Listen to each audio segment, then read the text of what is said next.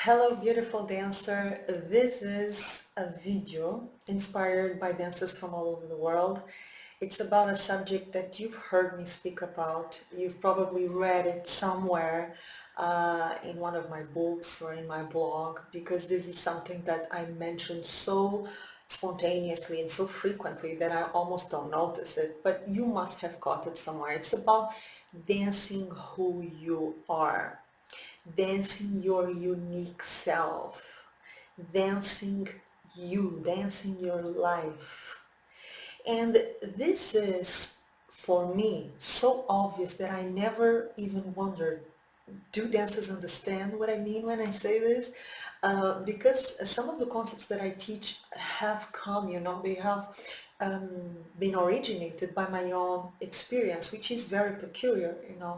I had a very privileged insider knowledge of the Egyptian culture, Egyptian music and dance that very few dancers had. So my opportunities shaped my vision of Egyptian dance in a way that it sounds and it feels very natural to me and very obvious, but it's not natural and obvious to the majority of dancers in this field. So here I am breaking this concept down for you. And what do I mean by dancing who you are? I'm going to start by giving you an example. When you were little and you started learning how to write, you first wrote A, B, C, D, F, G, right? Your teacher gave you letters. And how did you learn those letters? You copied them endlessly. I'm sure you have notebooks filled with A's. You repeated them, right? A, to train the calligraphy, to make sure that you knew the letter very well, how to draw it perfectly.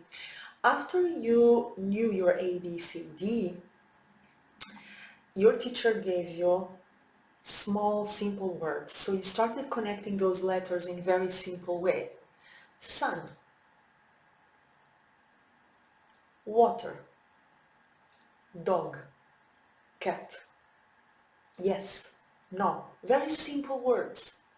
And how did you learn those words? You repeated them, you copied them again. You made copies, right? Dog, dog, dog, dog, 1,000 times. Then your teacher gave you simple phrases. The dog is barking. The sun is out. My mom is beautiful. And so forth. And how did you learn those phrases? You copied them again. You spent many, many hours repeating letters, little words, and phrases.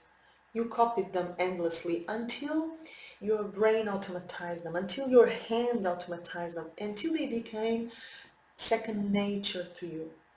But there came a time when your teacher told you, now you're going to write your own story. Now you're going to grab those letters, you're going to grab those little words, you're going to grab those example of phrases that I made you copy endlessly, and you're going to create your own story. And you may have, liked that idea. I certainly loved, because I always loved writing. So I remember when I had the opportunity to create my own stories, I went wild with imagination. I made up stories of an octopus who was a doctor and came to visit a family who took him in, and very crazy stuff. I loved it because it was up to my imagination. I could play with those words, those letters that I had copied. I was sick of copying. I was tired of it. So I finally could use those tools and start expressing myself and my imagination and my creativity. If you remember that phase, this was the beginning of your identity, the beginning of your creative, expressive being, the beginning of you expressing yourself as an individual. And what happens in Egyptian dance is that most students and even professional dancers, they never get beyond the phase of the copy. They stay stuck. They remain there in that phase of copying phrases and copying entire stories, which are not their stories. They get stuck in this point of repeating what others have already created. And they never create their own story. They never write their own tale. They never write their own poem. They never grab the tools they've been given and start telling their own truth. And this is what dancing who you are ultimately means, is that you grab the movements you've been taught, you grab the choreographies you've been taught, you grab all the information you've received from your teachers, and you say, okay, now it's the point when I will keep the copying aside and I will start creating my own story, my own choreography, my own phrase, my own combination, my own vocabulary, because we can invent new words, we can invent new ABCs. You know, those are just structures that others before us have created, but those are structures for us to reinvent if we want to. And dancing who you are starts with understanding this, understanding the copy phase and the creation phase. They are different and they must happen in a natural hierarchy and a natural rhythm and a natural sequence. So I don't start creating my own story in a language that I ignore. You know, imagine that I want to write a story in Chinese, but I don't know Chinese. I don't think that's gonna work. So first I have to learn Chinese, learn the letters, learn the words, eventually copy other stories, and then when I have the language automatized by my own brain and my own hands and, you know, my system, when my system has assimilated it, then I can start writing in Chinese my own story. So it's exactly the same with Egyptian dance. Writing your own story, dancing your own life, expressing yourself after you've learned the ABC, after you've learned the phrases, after you've taken the language in. There is another video which I will share with you in the description box of this video, and in the resources that I'm offering you. There is another video about language without limits. I called it Language Without Limits. Egyptian dance being a language that allows you to create your own language inside it, okay? Dancing who you are is also about embracing who you are and believing that what you have to share is worth sharing. And this is a huge problem for most dancers I know. They believe their world is not that interesting. They believe that if they dance from a personal point of view, they will be boring, they will be plain, that others will not like it. And there are two aspects here to mention. First, others don't have to like it. Nobody has to like it. You have to like it. This is the first thing. Second thing, everybody has a unique world. Everybody has unique characteristics. Everybody has a very rich internal life.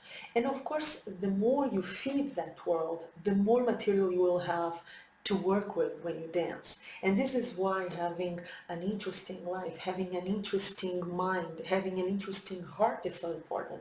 So if I'm the kind of person who spends my time gossiping, criticizing others, being destructive, putting myself and others down, if I'm the kind of person who does not study, who does not feel curious, who does not feel interested in the world, if I'm the kind of person who does not feed her love inside, who does not feed her creativity, who does not feed the positive side of life, you're damn sure I'm gonna struggle if someone tells me dance from your personal experience, dance from your own inner world, because I know my inner world is small and dark and negative. And you're right, it's probably not worth sharing. But if you take the effort, the focus to be the person that I know you can be, if you take the time and the effort to focus on positive things, focus on doing things instead of criticizing all the time, focusing on believing in yourself and believing in others, empowering yourself and empowering others, if you're the kind of person who studies, who reads, who observes, and nowadays it's so easy to do that. We have the internet, you have so many learning resources at your disposal. If you're the kind of person who would rather create something instead of destroying something, this is a richness, this is a kind of dancer, a kind of individual who is full of life to be shared, full of interesting, fascinating worlds to be shared through her dance. So this is a huge key to dance who you are. It's to fill yourself in your inner world with interesting, positive, beautiful things, so that when it comes time for you to write your own story, the time for you to dance your own dance, you know you have an incredible storage of beautiful material to share. Last but not least, in this video about dancing who you are, there is a self-confidence, there is a self-love, and there is a sense of deserving that has to be there. If you believe you don't deserve to be seen, if you believe you don't deserve to be heard, if you believe you don't deserve to express yourself and to take space, to occupy space in this life, then you will erase yourself. You will go back to the copy phase again and again and again. If you are too afraid of the criticism of others, and if you don't know who you are, and if you don't love who you are, so you're always depending on what others think, what others will say, you will be too afraid to speak and to dance and to communicate from an internal personal point of view. You will continue mimicking what others have already done. And my last message for this video about dancing who you are is a reminder that there is no Egyptian dance and no art without personal expression. If you keep on mimicking what others have done, if you keep on copying your teachers and the dances that you like, you will be betraying yourself, and you will be betraying the art form of Egyptian dance, the one I know you love as much as I do. If you keep on going to the safe side and repeating the formulas others have created, instead of creating your own formula, instead of trying new movements, instead of searching for your own movements, instead of dancing from this internal place where you are dancing your life, you're dancing your feelings, your perspective, your sensibility, your mood, you will be betraying your potential as a human being, as a creator. There is no art without personal expression. That is true for Egyptian dance, and I believe it's true for every art form. And the more personal you become, the more you dance who you are, the more universal you get. Yeah. So the more truthful, the more honest, the more your dance comes from this place of your character, your fingerprint, your soul, the more it will reach other people. Because ultimately we are all human. Ultimately, what connects us is the stories, the life stories that bind us in a visible or invisible way. I hope you enjoyed this video. Check the description box where you will find the Language Without Limits video that I mentioned. I'm sharing it with you as well.